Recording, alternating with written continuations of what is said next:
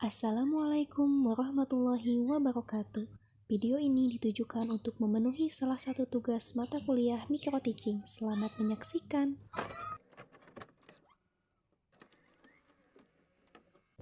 Assalamualaikum warahmatullahi wabarakatuh. Selamat pagi anak-anak solih dan solihah. Bagaimana kabarnya hari ini? Alhamdulillah semuanya sehat ya. Semoga kita semua selalu diberi kesehatan oleh Allah Subhanahu wa Ta'ala. Amin.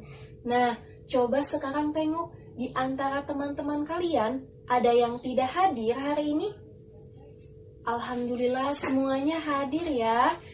Bertemu lagi bersama Ibu. Pada pembelajaran kali ini kita akan belajar tematik. Ada yang tahu tema keberapa?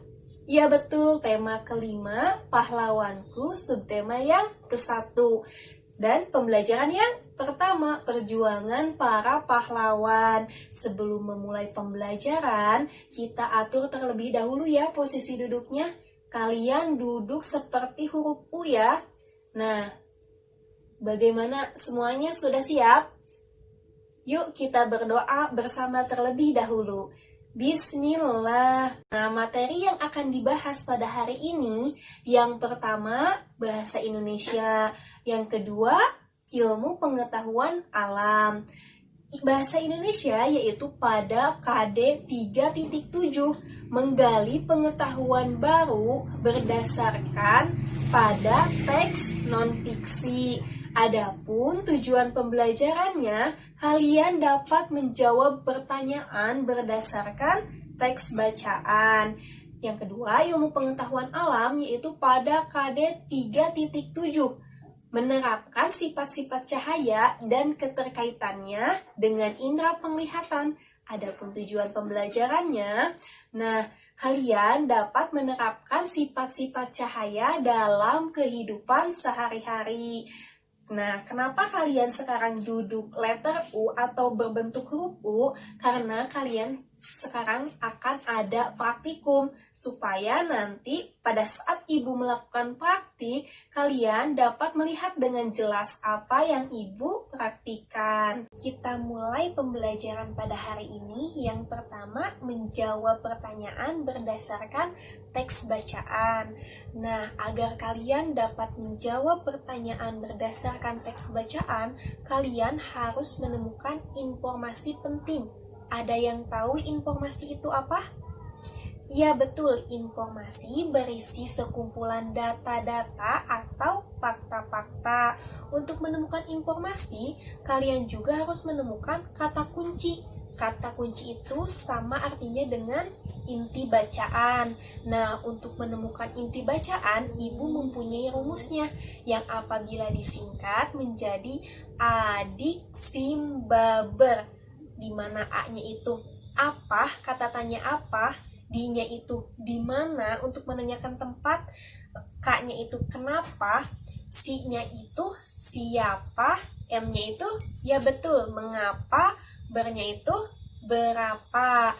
Nah, sekarang di dalam buku tema kalian di halaman 2 ada teks bacaan, judulnya itu Raja Purnawarman. Sekarang Ibu kasih waktu 10 menit untuk kalian membaca dan memahami teks tersebut, supaya kalian dapat menjawab pertanyaan-pertanyaan yang Ibu tanyakan, dan kalian bisa menceritakan kembali isi teks tersebut. Bagaimana semuanya?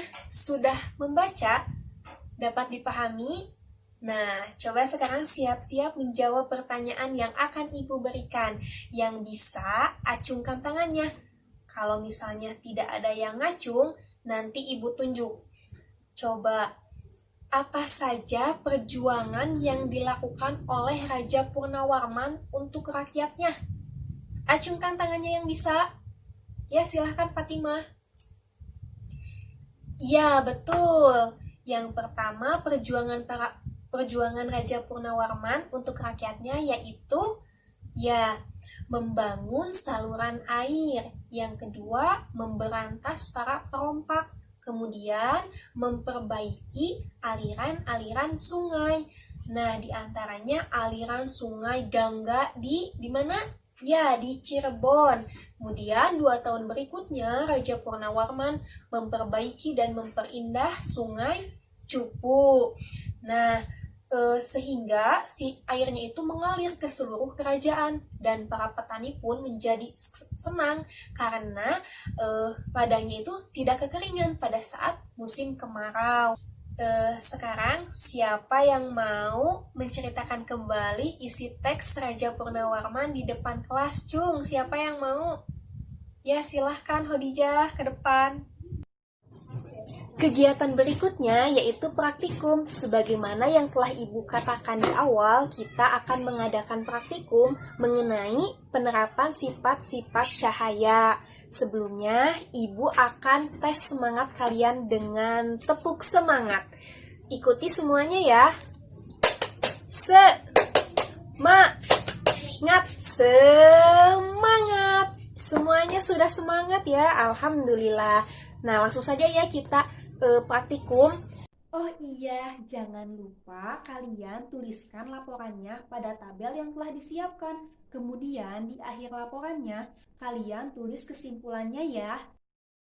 Sebelumnya Ibu mau bertanya, kalian tahu nggak sih cahaya itu dihasilkan dari mana? Iya betul, dari sumber cahaya. Ada yang tahu sumber cahaya itu apa? Iya betul, matahari, lampu ya yang sedang kita pakai. Kemudian senter HP itu merupakan sumber cahaya. Bayangkan jika di dunia ini tidak ada cahaya, semuanya akan gelap. Kita tidak bisa melihat apa-apa. Nah, sifat-sifat cahaya itu ada apa aja? Yang pertama, cahaya dapat merambat lurus. Kemudian yang kedua, ya betul, cahaya dapat dibiaskan atau dibelokkan.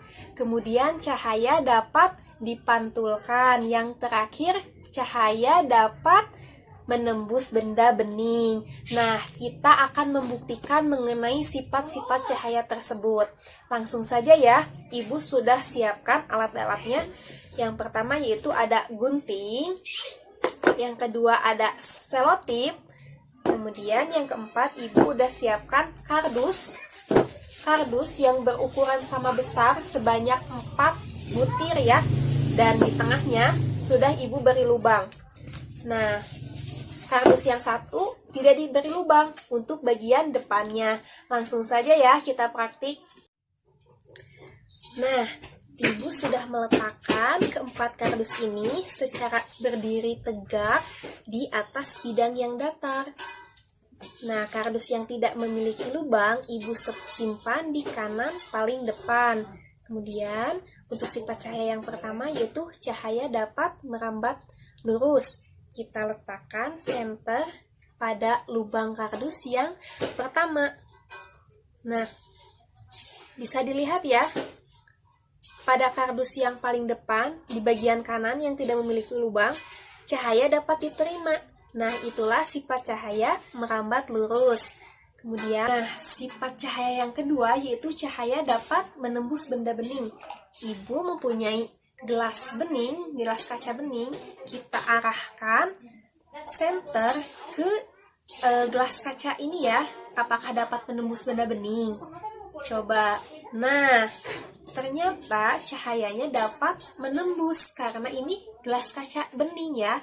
Kemudian kita coba kalau misalnya cahaya diarahkan ke mangkuk yang keramik, apakah dapat menembus? Coba kita arahkan ya. Nah, ternyata tidak dapat menembus benda yang tidak bening. Ini kan tidak bening ya. Itulah sifat cahaya dapat menembus benda bening. Kemudian sifat cahaya yang kedua yaitu cahaya dapat dipantulkan. Kalian pasti sering ya melihat diri sendiri di kaca ya, bercermin. Kalau misalnya kita ngaca nih bercermin, kita dapat melihat muka kita sendiri di kaca. Nah, itulah sifat cahaya dapat dipantulkan. Kemudian sifat cahaya yang ketiga, Ibu punya gelas yang berisi sedotan. Nah, sekarang Ibu akan isi gelas ini yang berisi sedotan dengan air.